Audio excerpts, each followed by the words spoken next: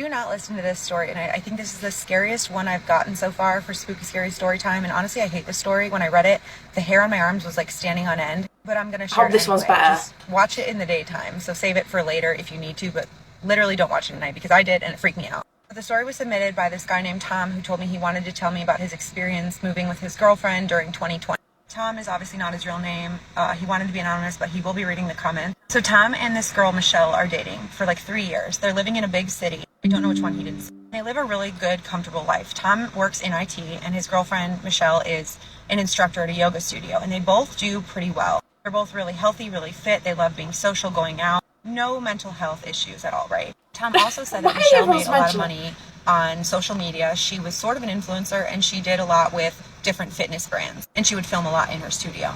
2020 hits, and Michelle is immediately laid off because the yoga studio closed, but Tom was able to work remotely because he was doing that mostly anyway. Their apartment is really expensive, and their lease is coming up, and they basically decide that they want a quieter life because they don't know how long everything that was going on in 2020 was going to last. So they ended up signing a lease for a place that was about 50 minutes outside the city in more of like a rural area. He said it was still kind of suburban, like there were stores around and places for them to go and get groceries, like not super country, definitely not what they were used to in the city.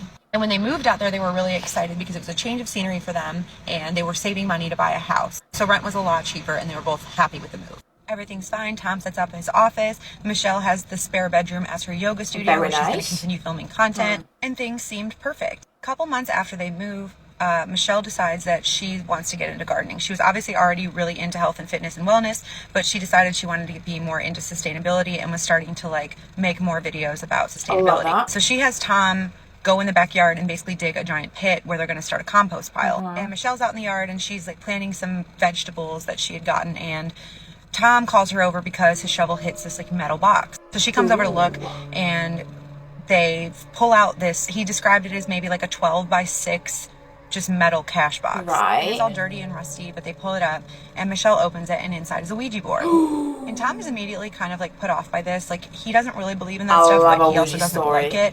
And Michelle's like, oh my God, this is so cool. Like, I'm going to make some videos on this. And she takes it out and walks back onto their patio with it and starts like dusting it off on their patio table. They kind of leave it out there, forget about it.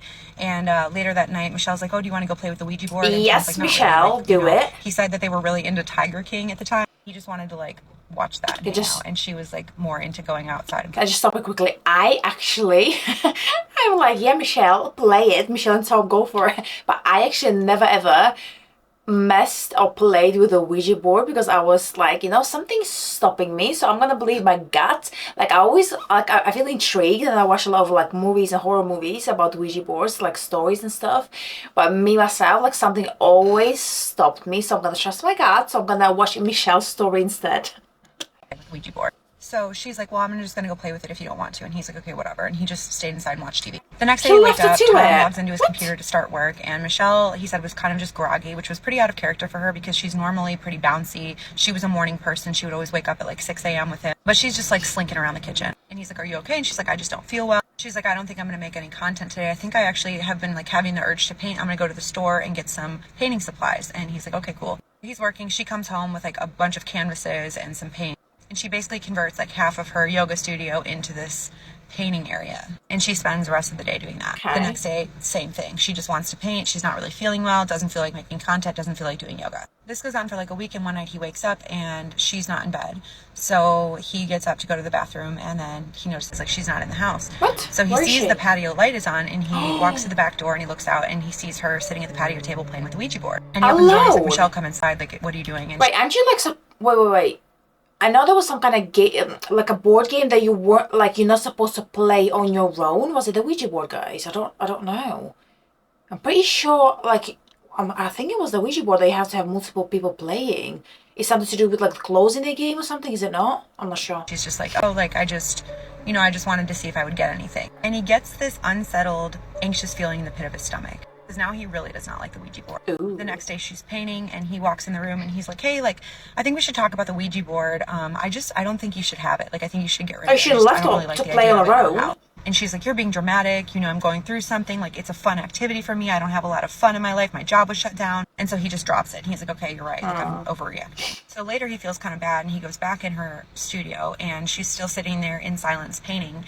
And he said on the canvas, it was just like a bunch of triangles that were all overlapping all over. And he basically Okay. tells her that he feels like they haven't really had a good like date night, obviously since 2020 started. Maybe she feels He's like, why don't we have a sad. fire in the backyard?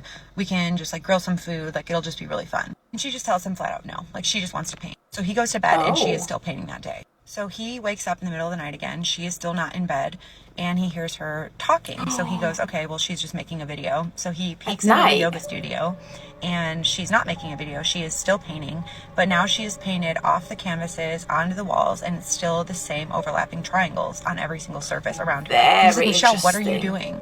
And she turns around and looks at him and says, I found the door.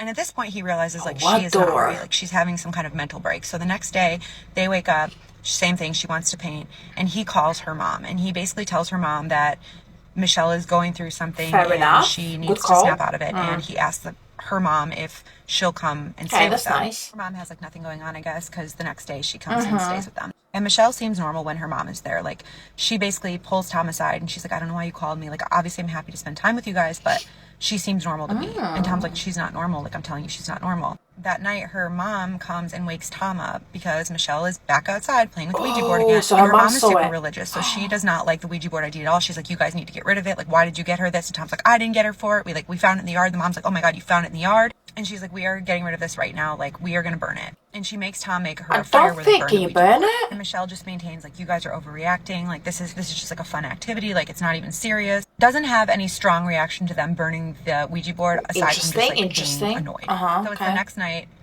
Her mom is going to leave the next day. And Tom wakes up in the middle of the night to her mom screaming. And he runs out in the hallway and he sees Michelle sitting in the dark, facing the wall, just at the end of the hallway, like facing away from them, sitting cross-legged, staring at the wall. what? And her mom is yelling, like, what are you doing? Like, get up. And Michelle does not react. Like, it's like she can't hear them. She's just repeating, they're going to come in, they're going to come in, they're going to come in. So Tom runs over and grabs her, Holy picks her cow. up, and like basically shakes her. She snaps out of it and she's like, what's going on? And they're like, you were literally just talking to the wall. Sleepwalking. So her mom has had enough. She decides that she's going to bring Michelle home with her. She's like, Okay. I need to take her to church. Like, I don't like this. Okay. And Tom can't really argue with her. He's sad to see Michelle go, but he thinks it's just temporary and he has to work. So he stays at the house when Michelle and her mom leave. I don't know where they lived, but he said it was like within a day's drive and he could go, and he visited her a few times and she seemed fine. Apparently at her parents' house, she kept doing weird stuff at night to the point where they had her committed. Everybody is attributing this to a psychological break from the stresses of COVID. Due and her work being laid load. off. Yeah, okay. He's Makes beside sense. himself, but is trying to be as supportive Makes as he can. sense. He's in constant contact with her mom. And about 2 weeks after she gets checked into this mental facility, Tom is cleared to visit her. So he packs up, drives out to the mental hospital. She's sitting in this cool toned room in a rocking chair when he gets there, and he walks up to her and he's like, hey, how are you doing? And she just looks at him and says, you brought them with you. Oh my God, that freaked me out so bad. When I read that. Oh my God. Keep sending me these stories. Tom said Michelle still is in this facility. She has obviously gained a lot of weight. She does not do yoga anymore. She does not make content. He That's said depression. she has completely lost her mind and barely recognizes him when he goes to see her. A really good one that someone sent me, and I will be adding it to this. Girl! What? How is it over? Like, we need a part 2. We need a part 2. That is... Yeah, I mean... Honestly, sounds like a mental breakdown. Obviously, with all the things happened with the job and the COVID, like she probably didn't have nothing to do. She got a new hobby. But if I remember correctly, if you use the like I said, I think it has to be multiple people. I don't know why I have it in my head, but I also know for sure that when you do use a Ouija board, you have to end it, or like you have to end the game. So you have to stop it or say the words like I'm done, like goodbye, or something along them lines. If you don't, then I think like the portal stays open. Like that's from the horror movies I watched, okay guys? Like I don't know. Like let me know if anyone played it, because I would love to know if anything actually happened to any of you. But yeah, so she probably didn't say goodbye if it's to do with the Ouija board. So I do know that. This is probably going to be a 10-minute video, but I'm seeing a bunch of people share their ghost stories that are like so crazy that people wouldn't believe that they're true. And my family has one. I don't even believe in ghosts, but there's actual like police involved. I don't want to reveal too many details because I want to respect the people that were affected by it, but there are like news stories, etc. It's a really insane story. I want to preface by saying I try not to believe in ghosts. Like I I think it's a defense mechanism, but I honestly am a huge believer in like the theory that a lot of people that have ghost experiences live in places with like high carbon monoxide poisoning, which is why it's always like What? older homes, which that can lead to like hallucinations. It's a whole rabbit hole. I don't know But about this that. one is like real. So my older sister, when I was in middle school, she was in college, and she lived in a house in Carlsbad with her friends. Funny enough, Carlsbad would eventually be where the Paranormal Activity series took place, and it's so eerily similar. My sister was living there with her like friends, roommates, and she was upstairs, another girl was upstairs, and they would always kind of hear odd things in the house, but it wasn't enough to like raise the alarm bells. But there was one night where someone walked up the stairs, they went into the bathroom, and my sister thought it was just her roommate, but the person began like turning the faucet on, turning it off, like opening cupboards, then closing them. But then it started to What, get did she more like check? repetitive and aggressive, and eventually she heard footsteps and someone like jiggling with her doorknob, but her door was locked. And then the person walks to the other side of the hallway to get into her roommate's room. The door opened and the girl screams, and she uses like the joined balcony to run into my sister's room, and they call Okay. 911. They Yeah, weren't but what able was to that? figure out what exactly was going down. And so one of the girls in the house, who was super religious, ended up having someone, I believe it was like Catholic, like they came and they blessed the house Oh, basically.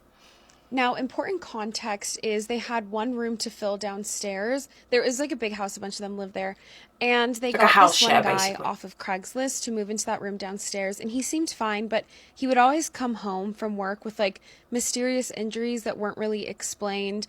And What? he kept to himself.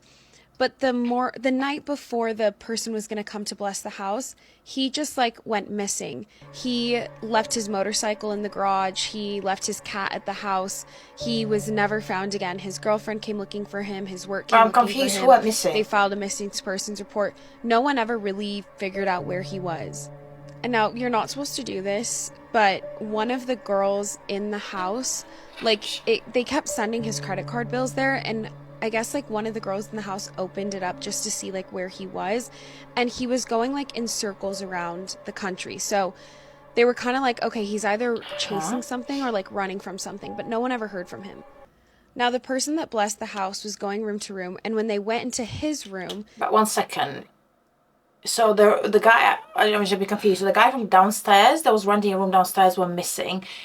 If you never heard or like basically didn't know what happened to him, if he went missing for real, like the family would have notified the police, and the police would have came obviously to the house where he lived and kind of questioned everyone. So I'm guessing he didn't go missing. He just disappeared or like left basically. Just didn't tell you where he was going or moved out. they were like, oh, like this is the source of the problem. Like someone's doing some weird stuff in this room. How they figured that out, I don't know. Do I believe it? I don't know. But they said weird What stuff was going on in happened? that room specifically. If you thought that was bad, here's where it gets Nothing even bad here, girl. weirder. Nothing bad. So my sister and all her friends move out of the house. The lease ends, and I mean, I would go and spend the night there when I was visiting her. Like I'd been in the house, it had weird vibes, whatever. But a couple years went by, and I never really thought about the house ever again Okay. until my sister came to visit, and she was like, hey, like, do you remember that one weird house that I lived in that you would visit? And I'm like, yeah. And she's like, dude, look it up on the news. What's Now this is something? where it gets really dark, and I want to like respect Girl, just tell the us what people happened, because involved. I don't get it. But essentially what happened is the landlord, who my sister spoke to, said was super nice, super cordial, super normal.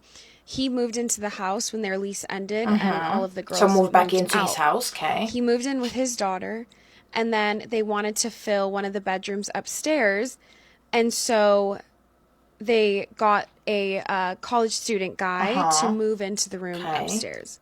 Now, of course, the plausible explanation is like this is probably just a weird mental health, like a real mental We don't know health what crisis happened yet, that girl. led to Tell weird us. You behavior. didn't tell us anything yet. But in the news, it said that he unalived the college kid that moved upstairs. The landlord, the okay? series of events leading up to that was also very bizarre is reported by the neighbors. This was in, I believe it was like 2010, when Ring cameras were kind of becoming a thing, but not huge yet.